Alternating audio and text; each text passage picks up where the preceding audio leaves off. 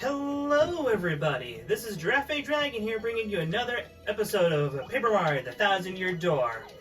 Last time we had completed Chapter 8 as well as done a couple of side quest related things. This time, we're going to be wrapping up all of the side missions for this chapter. Let's see here, let's go. Now, just as a heads up, we're going to be going into Far Far Outpost for a bit of this. Let's see here, do that, take that. Yeah, I think that'll work. Now, just as a heads up, we're going to be going to Far Far Outpost for, for most of this, actually. And, I think we're going to go... I think I know which one we're going to start with first. Okay, we're gonna go with Gob. I can't speak. I've lost my voice because of the stupid stuff he called Yablonsky. I want someone to bring me some honey candy, Yapow. Great for the throat, I hear. I think you can make it by combining cake mix and honey syrup, Yachow. I'll be waiting next to the snowman in Far Outpost, Yablamo. Want to take on Gob's trouble? Do it and do it right. Okay. I will meet y'all over there in just a moment. And we're back, everybody. We're back to Far Far Outpost, the coldest place in all of Canada. Now, this is the guy you want to talk to right here. You can pick any answer chain. I think so too. I'd think about that. And you just give him the candy. He doesn't say anything until finally I can speak. Yapow! I have been exploding so much that I completely lost voice. Yablooey! Thanks, ya crackety. Here's a token of my appreciation. Ya boom. 20 coins. That's roughly how much you would need to pay in order to get the ingredients for this. You make a little bit of profit off of it, plus, you'll fight enemies. Something I should like to mention about some of the shops here. Space food. Apparently it can give you a condition called status, immuninator or something. Basically, is that it is a random % chance to give you a status where you are unaffected by status changes. It does not remove current status changes, but it eliminates future statuses for being afflicted on you. I will say that it's kind of useful, but the thing is, the Feeling Fine badge already does that for you. Plus, the Feeling Fine badge also, which you got in the last chapter. The Feeling Fine badge also just, I don't know. It's not random for one. Two, it doesn't prevent you from getting useful power-ups. The next quest, it's gonna involve this guy. Remember him. See y'all in a minute. And we're back in Road Part, everybody. Now to take on the second quest. This is the one that is going to take up most of our time. Gold Bomb, delivery please.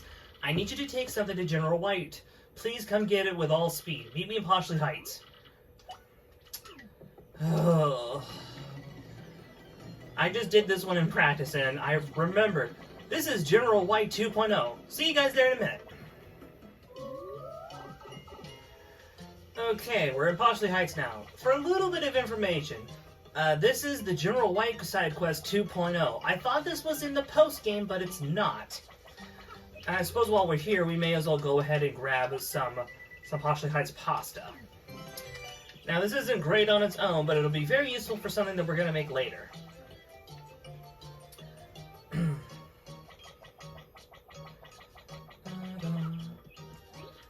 Okay. You need to send this to General White. This is the same package sprite as the one that the guy behind Zess T's shop had us give to Gumford, the guy who gets rid of stuff.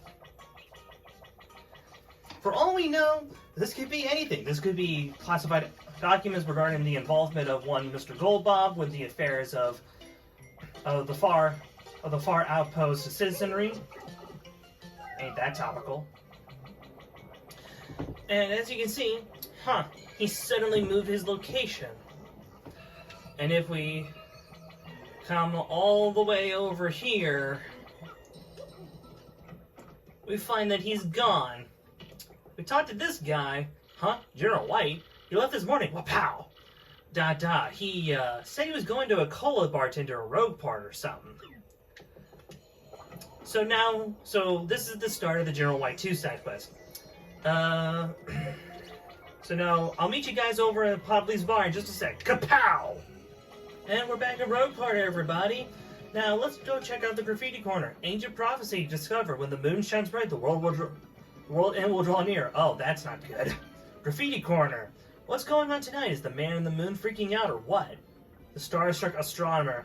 I don't know who that is specifically, but let's go ahead and come in here. And Luigi's book is on sale. Now, I think when you enter the post game, all the books, if you hadn't bought them previously, will be available right here. I don't know if they're on discount or not. I don't think they are. That wouldn't make any sense to me. But we'll have a chance to read that later. This guy, I've mentioned this guy before. Let me see here. What was his name again? He doesn't even have a name. Basically, every single pseudo-important, relevant female character that we've encountered this guy has fallen for before.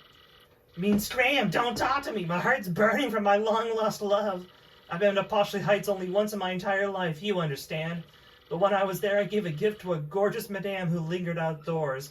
I wonder if she treasures that gift, the silver ring I gave her out of purest love.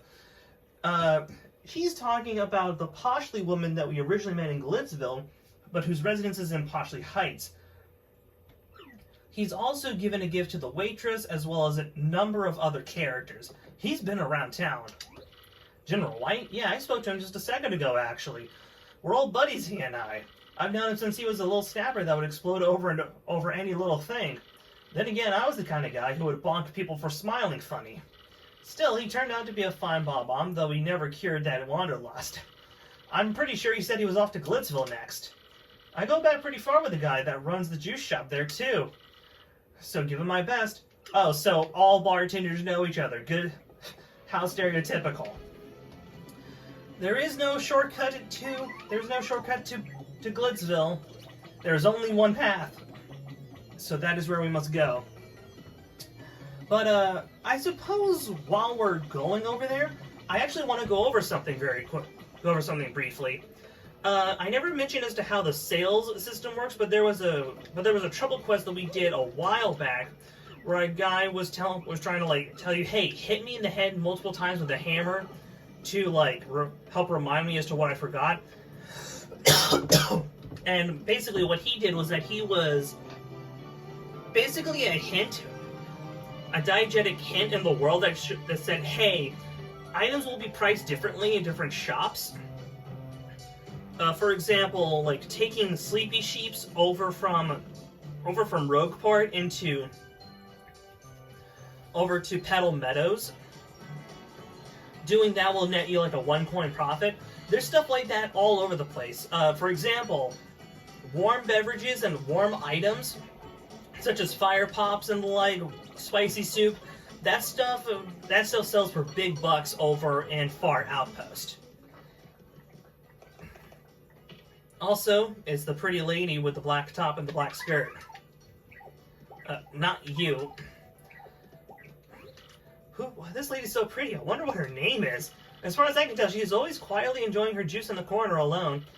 What is that? What is it with that mysterious wooden dude become so mysterious? What a mystery! I am fairly certain this is Miss Jolene. The reason I say that is because, one, her hair is very similar to that of Miss Jolene as well as Prince Mush, which clearly seems to be a hereditary trait. Two, they have the same kind of mushroom cap. And three, we've never seen them in the same place before. General White, he pounded 3 white chocolate coconut mochas and bolted. He drops in every once in a while. Hey, and you know that lady in the black dress? I think General White has a thing for her, but that's just my gut talking here. She's darn cute after all. Guys come in here more for her than for the juice, I think. Hey, and just between you and me, one of her admirers is Rock Hawk. Oh, and now that I think of it, General White said he was going to Far Outpost soon. But first he had to meet Golbum, or not meet him, or something like that. So yeah, I'm pretty sure my suspicion said this is Jolene, and the idea that Rock Hawk has a thing for his boss, but doesn't realize it, is hilarious. I think it's funnier that way.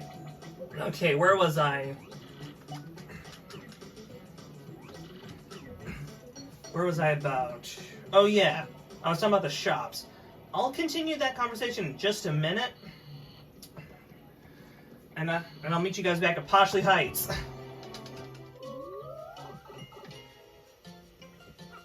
Okay, we're back here. Now, warm items sell really well in the frozen winters of Far Outpost. The cold items sell really well in Keel Hall Key, a presently very tropical setting. Gonzalez, General White was just here a moment ago, but you had the thing I wanted to give him. What a rotten bit of luck. He said he was headed back to Far Outpost. That General White is a fine bob-omb, but he sure tend to wander.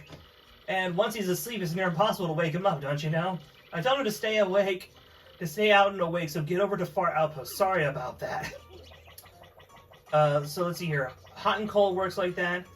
Super fancy items sell really well on the Excess Express. For example, there's like a shroom crepe that you can get by combining, I think it's pasta along with one of the mushroom variants. Shoot, what else was there?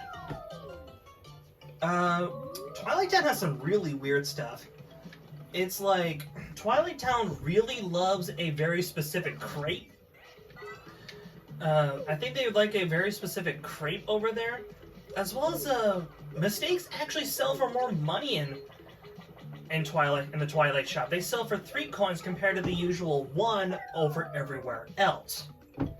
So that's interesting. Oh, and in the underground depot, over in basically in the ruins of the old city, cooking items that are actually weapons, such as the Courage Shell, which is like the Courage Shell stack, which basically acts as a single-use projectile attack. It's not that strong, nor is it very useful. Both bombs, as well as Zess Dynamite, sell for double coins over there compared to everywhere else. Whack-a-bumps are pretty popular with the elite. In Universe, it's basically like a very... Okay. In Universe, the Whack-a-bump is basically a gourmet cooking ingredient. It's basically the equivalent of like caviar or like condor eggs. And as a result, Wackos are basically going extinct, for better or for worse. Let me think here. What else? There's some other weird stuff, like certain items that are technically that are like, for example, things that are available at the Coop and Petal Meadows sell better over in Rogueport because they're just not available. In the Great Puny Tree, the secret shop over there, that one, I think it's like specifically Life Shroom and Ultra Shroom sell for extra cash over there. Oh, Jelly Ultras. Jelly Ultras actually sell for like 200 in Twilight Town. It doesn't make any sense, but everywhere else they sell for like 150.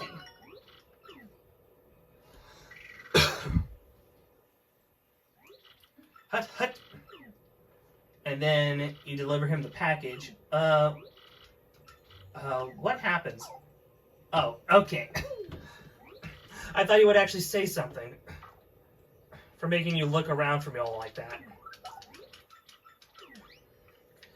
Okay, he's wrapped up there. Items that you can find in their shops are usually for like half off, or usually for like half the price. I'll meet y'all on Poshley Heights because you have to talk to Gold Bomb to finish the quest.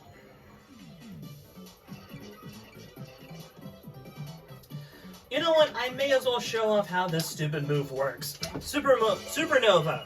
It costs 6 star points to use. The command is very simple.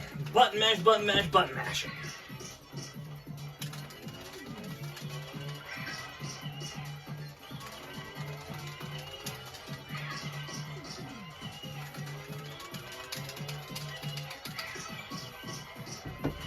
For your reward, you get piercing damage and it deals 15 to all targets on screen. Doesn't matter where they are, but it costs a hefty amount.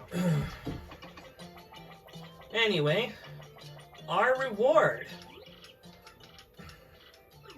is 64 coins. Not worth it in the slightest, but I did it because I love these people. Okay, now that we're back in Rogueport, I may as well go ahead and take care of one or two things while I'm right here, since it'll save us some time.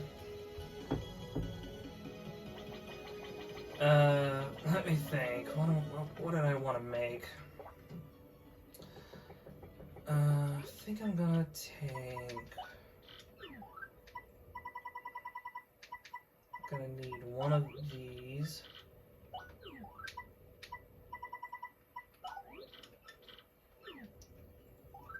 Oh yeah. I'm gonna put away the trial stew for a hot minute. And withdraw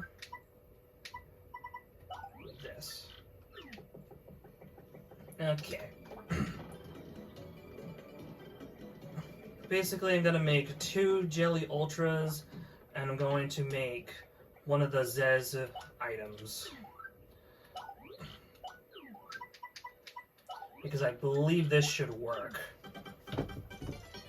So I checked the wiki for this, and I'll be sure to put this into the description, just as a general guide for anybody who wants to make all the recipes or make certain recipes. Basically, if you don't do certain side quests, you will not be able to get all the recipes because they'll just be because they're locked behind certain ingredients. Zess Deluxe, a tasty meal made by Zess T, replenishes 40 HP, 40 FP. Honestly, for what it is, very cost-effective and useful. Now here we're going to use this and this.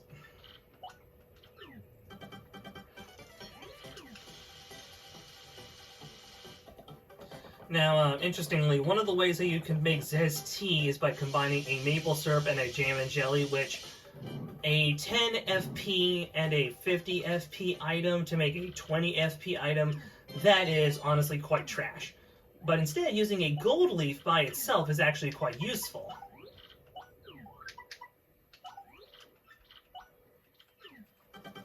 Yeah, so if you...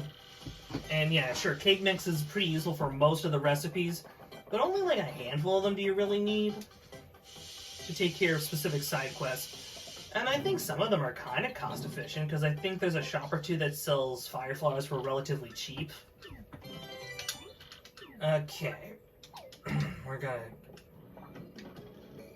And you might be thinking, well, why are you wasting your time talking about all this? Aren't you worried about the last quest? The last quest is the easiest one on the entire board. It is so easy, in fact, that everything that you need for it is in Poshley Heights. The only possible snag... Well, I'll tell you that later. I must meet my darling Luigi. Come to the fountain in Poshley Heights for details. The only way you could screw up this side quest is if you had decided to... is if you got the Luigi badge when you had access to it, but then you decided, oh, hey, I'm just going to, I'm gonna basically sell this to the badge shop because I don't care about cosmetics. This is useful for if you're doing all the side quests.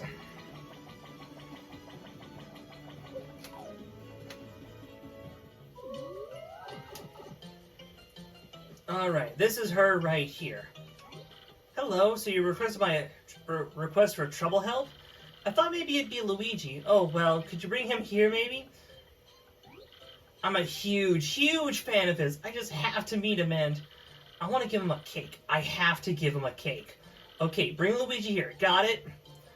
Now, the thing is, that's really funny, is that you can actually change badges right in front of her, and you actually don't even need to talk to her beforehand. You just need to talk to her as with the Luigi emblem on. Eek! I can tell. I can totally tell. I've never met him before, but I can absolutely tell you're the real Luigi. Ah! I knew it. This is so cool. Oh my gosh, what should I say? Ah! I'm totally freaking him out. I'm freaking out Luigi. Oh no, what should I do? Oh, right, duh. The cake. The one I made was a total loss, but Zess T did a great job on this one. Here you go, Mr. Luigi. Please take this. Choco Cake. A cake made by Zess T replenishes 5 HP, 15 SP. This is a frankly worthless item, but considering that this is free, provided that you didn't sell the Luigi badge, honestly, not bad. You probably got like 30 coins out of it. Hey, bro. Say, why are you dressed like me? Hey, who do you think you are, you filthy imposter? Police! What? I'm no imposter, I'm Luigi. Hey, say something, Mario. Ew, ew, ew, ew. He's so much like Luigi, it's creepy. He's trying to masquerade as Luigi to interrupt our special time together. That's crazy. This is a nightmare, a bad dream. I won't believe it. Wake up! Ah, no way. I know I wasn't supposed to see that. No way. Don't worry about it. Oh, thanks, really, Luigi. You're so sweet. And thanks for coming today. I will always treasure these moments. Always. So please, come see me again, okay? You solved the trouble by taking over your brother. Oh, wow, you came again. Luigi remembers me. Luigi remembers me. I kind of feel bad because it's like... Also, she doesn't respond at all to any of the other badges. The only one that she's coded to respond to is the Luigi one. Anyway, I guess I'll meet you guys back over at Luigi because I feel really, really bad for what we just did.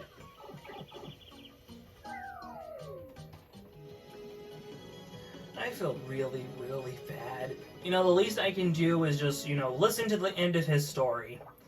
After all, it's been a very long time since we've actually listened to him talk about the Waffle Kingdom. Let's see, adventurers. Oh, of course, me. I'm done questing for now. Yep, I escaped Heights on Tower and the other day rescued the fair Princess Eclair. That's one adventure I'm never gonna forget. Nope, it was just too exciting. It was just bonkers, bro. Wanna hear what happened? It's a pretty long story. Hey, sounds good to me. What part would you like to hear? Hate Song Tower. Well, like I said, it's a really long story, and this part is just crazy. But here goes. Hate Song Tower just stands above a jagged, unclimbable cliff beyond the northernmost sea. The winds whistle down the cliff, howling like banshees, singing songs of hate. People say it's pretty much the scariest place in the world, and I had to go there. Blocking out the bone-chilling howls, I somehow managed to reach the tower's door. I was terrified, but thought of Princess Eclair warmed my heart and gave me power. All of my companions felt the same way. They were with me to the bitter end. The door of the tower swung slowly open to reveal an inconceivable darkness. I tried to call out to Princess Eclair's name, but I couldn't even breathe because, as I strained my eyes in the darkness, I saw the most terrifying beast of all. The Chestnut King himself appeared before me. He was monstrous and drooling. Puddles of toxic ghouls dripped from his very mouth, melting the very ground at our feet. I couldn't stop shaking, but I gritted my teeth and faced the evil beast head dead on. I dodged the king's fangs and jumped on his chest and gave him a hammer thwack. My swing split the air and crashed the dead center onto the Chestnut King's skull. Hope powered me up, bro. I was going toe-to-toe with the king, and I was loving it. This is it, I thought. I can win this. I'll risk it all on my next blow. I gripped my hammer tight and waited for my moment. The tension stung me. Schwack! The ocean winds raged against the tower windows. With that sound as my call to battle, I advanced with no mercy in my heart. And then...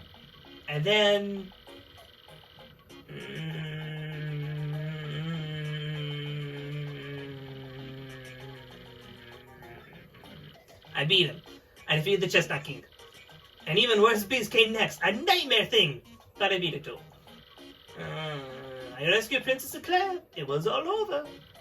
And then I came back to Rogueport and had a light lunch, and that's about it. Huh? You think there's more to the story than that? Not at all. That's it. That's the whole story of the quest for Princess Eclair. The end. But my adventures won't end here, bro. They'll never ever end.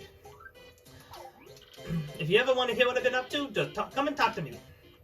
Now, funny thing is that if you listen to Luigi's stories with Bobbery out, Bobbery doesn't fall asleep because, one, he probably loves the stories of adventures, but two, he's an old fart who listens to monologues all day. Now, you might be thinking, yeah, there's definitely something going on here. And there is. You can find it in the book. Footsore and weary, Luigi finally found the Rapture's ruins beyond the Grimble Forest. Within them, time and space were lost into nothingness. Within the pale emptiness, Luigi found a young sleeping boy. Our hero called out gently and the youth woke from his long-lost slumber. Let's see, is this the one? Fear the curse, but find your eclair. Oh, it's not in this one. Oh, right, because that happens in the post-game. Basically, Luigi ends you on a cliffhanger. Now, a lot of his story is when it's publicized, gets a bit, what's the word? Dramatized? That's not really because of him. It's because of the person who writes the books, which is the guy with the broken family over on the west side. Anyway, next time we will take on the final dungeon. We are going to aim to end the game. I will see you all next time. I mean, we're not going to beat it next episode. That's going to be like another 3 to 4 parts, but you guys get the picture. See y'all then.